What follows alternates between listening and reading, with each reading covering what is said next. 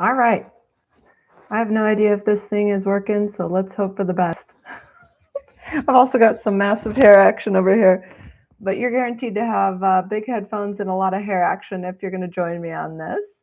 So hopefully everybody can hear, and we're going live today. This is the first of our live streams, and hopefully the first of thousands of these, where I'm going to be answering questions that are posted in the Fertility Underground community. My name's Talia Lavore. I'm a physician assistant gone rogue, self-proclaimed, whose passion is now centered around complex fertility cases such as unexplained infertility, recurrent pregnancy loss, failed fertility treatments. I've been doing this for nearly 19 years and now am opening up the opportunity to ask me any question you can think of whenever you want, and I will be here to respond and answer them to the best of my abilities. You're guaranteed to laugh, to cry, and to have some sarcasm. So today we're talking about endometriosis, how it impacts fertility, and when is excision surgery appropriate. One of my members in the community is being tested for receptiva. We've had many discussions about the fact that she could likely have silent endometriosis. She has had two failed transfers. Well, actually, they weren't failed transfers. She's had two miscarriages after transfers of PGS normal embryos. These are euploid embryos, and these have been miscarriages around the 8-week mark. So we had a discussion because she was very uncomfortable with transferring her last normal embryo. In fact, it was her husband who ultimately found me because he had expressed this on a Reddit post, and I replied to him. And so I thought that was a reasonable thing to do, is to be a little bit hesitant when you've had two transfers that ended up in miscarriages. Why would the third be any different? So we had a call and talked about the likelihood of silent endometriosis. So she has had a receptiva test and is awaiting the results. And I feel pretty confident they'll be positive. We don't know yet. But she's already starting to think about, if they are positive, what do we do next? And so she had a discussion with her fertility specialist. And this doctor said, okay, let's talk about surgery. Now, this client's actually traveling down to Arizona to have some really advanced diagnostic testing done. She lives in Canada. And I asked if she wanted to have a consultation with a Mayo surgeon while she was here. She ultimately declined that for various reasons, but this started the conversation about what to do as far as surgical excision. I am a big proponent, as of this time of recording, for excision. Excision when you know what you're looking for specifically, which is why it's so important to have really advanced imaging done before surgery. I am a holistic gal. I'm not a huge fan of surgery in general, but I just don't know of a better way to manage endometriosis and all the havoc that it can cause and the negative impacts on fertility. And so excision surgery is where it's at this point. So we were talking, and she said that her doctor said, okay, well, we'll start the process to get you going with a consultation with the surgeon, but we'll only do excision surgery. Apparently, this is a tongue twister today. If it's superficial endometriosis and not if it's deep endometriosis, because deep endometriosis has not been proven when excised to improve live birth rates. And she left me a message about this, and I had to just go off for a hot second. And I said, all right, I'm going to go on a tangent about this. So here's my tangent for her and for you, which is, first of all, let's just gut check this for a hot minute. Like, let's use our reasoning skills. If endometriosis can negatively impact fertility, and it does it in many, many, many ways, and I'm sure we'll talk about that a lot on this channel,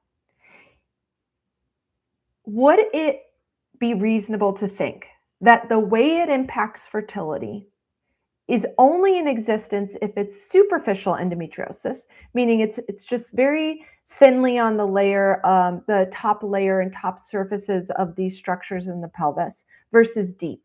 So deep endometriosis is you actually have like a lesion, almost like you would envision a tumor, right? That kind of burrows and extends deeper into the tissues. Typically, we would see it more than 5 millimeters to be defined as deep infiltrating endometriosis. But if endometriosis does a lot of things, and we could just talk about a few of them here. So it basically causes a very intense amount of localized inflammation and systemic inflammation throughout the body. It changes the immune system. It modulates the immune system. It causes immune dysregulation, which is in part how we get this inflammation. It alters the hormone environment locally, and it does this in a lot of different ways. But one of the ways is it increases an enzyme called aromatase. So you get changes in hormone production. It actually also changes how the progesterone receptors function. So you can actually be making enough progesterone, but the progesterone just can't do what it's supposed to do, right? It changes the metabolism of the cells. So how cells make energy in that area. And this is just the beginning. And because of all this, we see an impact on ovarian reserve that's negative. So we can see lower than expected ovarian reserve. We can see poor egg quality. We can see decreased motility in the tubes, which the tubes are supposed to be moving and encouraging the egg and the sperm and the embryo to move along. We can see inflammatory changes that impact the receptivity of the endometrium. And we see the immune system of the mom not be able to recognize and welcome and accept the embryo. So much happens with endometriosis. Does that cease to exist? Does that stop happening when the lesion is deeper? That makes no sense. So even if we don't talk about anything else, it just doesn't make sense. That'd be like saying, oh, your cancer is only dangerous if it's just starting out, but when it gets really big and you get a big tumor, it's not dangerous anymore. It just doesn't make any sense. And at what point do these providers think about what they're saying and just have reasoning skills to say, I'm sharing this. Does it make sense? There may be studies, and the studies on endometriosis and excision and fertility are mixed. And you know what? I don't care. I don't care if you show me a study, and you can judge me. You could show me studies that say that there's no positive impact on live birth rates when we excise endometriosis that's deep infiltrating. Because I don't care what that study says, because I'm not going to put all my eggs in a basket of a fertility study. So we could talk about how fertility studies are extremely challenging to conduct, how they can be erroneous because they're so complex, there's so many variables. So for example, in this case, let's think about a study that would look at something like this. Is it retrospective? Are they going back and looking? Oh, well, let's get, 400 women who came to XYZ clinics who were diagnosed with endometriosis, who had previous IVFs, who then had surgery to excise endo. And then when they had their surgery, they were graded and they were told if they have stage 1 through 4, where stage 1 is superficial, 4 is deep. And then they did IVF again. And then we look to see what their outcomes were. Now, I am happy if people look at live birth rates because that's an outcome I care about, right? But in what I just went through, if this is a retrospective study or even a prospective study, could you see and imagine where we could have a lot of issues in these studies? So let's say we were looking back at it. Okay, who was the surgeon? Were there multiple surgeons? How skilled is this surgeon? Do they even know that that surgeon was able to excise the endometriosis in its entirety? Did they even find all the endometriosis? Let me give you an example. Deep infiltrating endometriosis can go retroperitoneal. So in our pelvis and our abdomen, if there is something called the peritoneum. It's like a thin layer of tissue that lines the entirety of the pelvis and the abdomen. And then it kind of compartmentalizes things. So we have things that are above that, and then we have things that are below it. Things that are below it are retroperitoneal. Think of it as like a basement, right? So once you go down the stairs, you're into the basement, that would be retroperitoneal. But the crazy thing is, if we've got this peritoneum lining our pelvis and the abdomen, and if we have retroperitoneal structures, we actually can't see past that blanket. So if proper imaging hasn't been conducted, then there could be endometriosis that was deep infiltrating that's still there. And maybe that's why our live birth rates weren't improved. What if the surgeon did different methods of excising it? What if it wasn't found? What if it wasn't excised completely? What if they did an ablation and they just burned it versus excised it out? There's so many variables. Then what happens? How did they do their IVF protocols after? What stims did they use? How did they retrieve it? When did they freeze it? Was it fresh? There's so many variables. How do we even have this discussion? It's nearly impossible. So what we have to do is go back to something that we can really sink our teeth into that stays consistent. And what stays consistent is pathophysiology and the biochemistry of what is actually happening. Biochemistry can be studied consistently. It's much more reliable. This is the same thing for nutritional studies. And I'm a big fan of using nutrition as part and what we eat as part of how we manage different things, including improving our fertility. But nutritional studies are wrought with issues just like this. They're just so hard to conduct. They can be manipulated. There are so many variables. So if we go back to biochemistry, what is happening at the cellular level? What are the chemical reactions that are happening? What can we see there? And that's where we can start to see what I was talking about before, right? How are the progesterone receptors behaving? What are the enzymes doing? And then we can ask the question, does that happen in superficial endometriosis and in deep infiltrating endometriosis? And the answer is yes. So why would we say surgery works with one and not the other? It just doesn't make sense. And this didn't make sense for this person either, which is why she brought it up to me. But yet you're put in these positions where you start thinking, well, why would I know more than my doctor? Wouldn't my doctor know this? I mean, clearly she's referencing a study. I'd like to see the study. Let's go over it together. Let's talk about how reliable it is. Does it really, really make sense? The chances are they don't have that study. But you should ask for it. And the second thing is, don't feel bad about asking these questions. Like, don't feel bad about making an observation. That doesn't make sense. Could you walk me through that? And just pull that Columbo. So if you're younger than 40, I don't even know. You may not know who Columbo is, but he was he's like a private detective and an investigator. I mean, I haven't watched this in so long. But Columbo basically always looked like he didn't know what he was doing. He was kind of stumbly and bumbly and like just always made it seem like he had no clue what was going on, but he totally knew what was going on, right? But he did that because it disarmed people. So I tell the women I work with all the time, just be like Columbo. It will disarm your doctor. If I went in right there and I like planted a flag in the ground and just ripped this doctor a new one, then they would get defensive, and that seems reasonable. But if we kind of just said, hey, like, that's funky. Like, gosh, I'm really surprised by that finding. Could you walk me through how that could be possible? Because I'm really interested in knowing, I want to make the best decision. And then see what they say. And then see if that makes sense. Right? But it's so hard because you get put in these positions where you don't feel like you don't know. I mean, you haven't spent the last 10 years of your life researching the pathophysiology and biochemical behavior of endometriosis. That's not your job. So hopefully I can help with that. But I think that the main thing I want to talk about here is that Excision is effective for all endometriosis. Excision reduces the inflammatory burden in the pelvis, right? It allows the immune system to regulate again.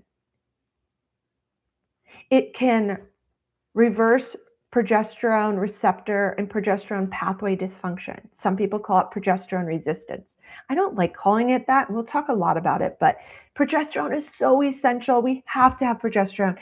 Progesterone is not only just, people talk about it as the hormone of pregnancy, which of course it is, but why is that?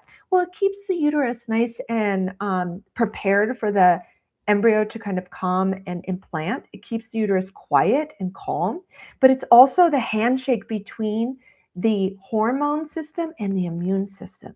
It's part of that process of the immune system acknowledging and recognizing this baby. Okay? So we see that when we excise and remove that endometriosis, we start to see normalization of this progesterone pathway and all the things that happen downstream. We know this happens. So excision is very important. Now, for many of my women, they don't have, many are asymptomatic as far as endometriosis. Just largely, maybe the only symptom is unexplained infertility, lower than expected ovarian reserve for their age, poor response to stims, poor embryo quality, failed transfers with PGS normal embryos, recurrent pregnancy loss. There's so many different things, that ways that it manifests. But a lot of times when people think of endometriosis, they think of pain. And a lot of the women I work with don't have overt endometriosis symptoms. We may find some things. We may find that they have pain with ovulation. We may find that they have shorter luteal phases or very, very heavy menstrual cycles. There might be little breadcrumbs we find in there, but oftentimes they are mostly asymptomatic, at least compared to the symptomatic population of people with endometriosis. But endometriosis, if you look at that population of people, so people who have very noticeable symptoms of endometriosis, it is not related to the severity of the disease. That means even if a surgeon goes in and sees superficial endometriosis, that means it's earlier stage, it's stage 1 or 2. It's not deeply invading into the tissue. They can still be incredibly symptomatic. So endometriosis is a very interesting and perplexing disease to many people. But if we know that symptoms aren't correlated to endo, then we can kind of think in a similar situation when we think of excision. A small amount of endometriosis can cause a lot of havoc. It can cause a tremendous amount of inflammation. And we actually can see a lot of this on imaging. Even a very well done pelvic ultrasound can even sometimes see, or often see, superficial endometriosis. So excising endometriosis is a very important thing to do in order to see improvement in outcomes. Now, we could talk a lot about other different things about what do you do as far as egg retrievals? Do you do egg retrievals before or after? Most providers are going to tell you to do it before your surgery. They're terrified you're going to reduce your ovarian reserve with surgery. I often recommend after. So we can talk about that. If you want to know why we would do it after, let me know. Should you do an egg? What if you have an embryo already banked? Should you still transfer that embryo after you have endometriosis surgery? There's so many questions to ask, and they're very, very, very important as far as determining the answers to these questions. So yes, surgical excision for all types of endometriosis can help improve fertility and IVF outcomes. And guess what? Proper surgical excision and then identifying what may have triggered that endometriosis to occur in the first place and managing that, and kind of making sure you're investigating other contributing factors to compromise fertility. When you do all those different things, your likelihood of even natural conception goes up drastically. And even if you've had multiple failed cycles, multiple miscarriages, even if you have a low ovarian reserve, you still have a very, very significant possibility of improving your chances of natural spontaneous conception, and then improving the likelihood that you maintain a pregnancy and you have a safe and healthy full-term pregnancy. So I hope that answers that question, and it just touches on a bigger topic. And I hope you feel validated in and feel like it's okay to question what you're being told. If it doesn't settle with you, you aren't required to just accept that as truth. You can ask more questions. You can digest what they're saying to you. Ask them to show proof of what they're saying, right? And there's nothing wrong with that. You're not being a turd. You're just trying to be educated. You want to be able to make informed and confident decisions, ones that you feel really good about, not just something that somebody told you to do. So if you've got questions that you'd like me to answer, and if you'd like to get access, which I can include the resources for the things that I talk about here, feel free to join me in the Fertility Underground. It's a community on School. School's a platform, if you haven't heard about it, it's like Facebook, but way cooler because I can't, no offense, I just can't stand Facebook. But it's a community platform, and on there you can answer all the questions to your heart's desire, or excuse me, ask all the questions that you have. Nothing's off limits unless it's incredibly personal. I don't give personalized advice, but we can answer some really, really good questions in there. And I'm going to go live and answer questions after question after question. And we might repeat some things, and that's okay. So you can go to the Fertility Underground on School. It's SKOOL. And you're welcome to ask me whatever you like. I'll answer on here, I'll answer in the community, and then I'll be uploading more resources in there. So I just decided we're going to go live. I don't have time to do all those recorded videos. Let's just go live. Let's get feisty with it. And I will warn you, expect to see my hair in a ponytail most of the time, or a top thing. I don't know what you call it. It's not even a top knot. It's something, because we're busy up in this joint and we don't have time to get our hair did and our makeup did every day just to get onto YouTube. So if that bothers you, just, you don't have to watch it. Just listen.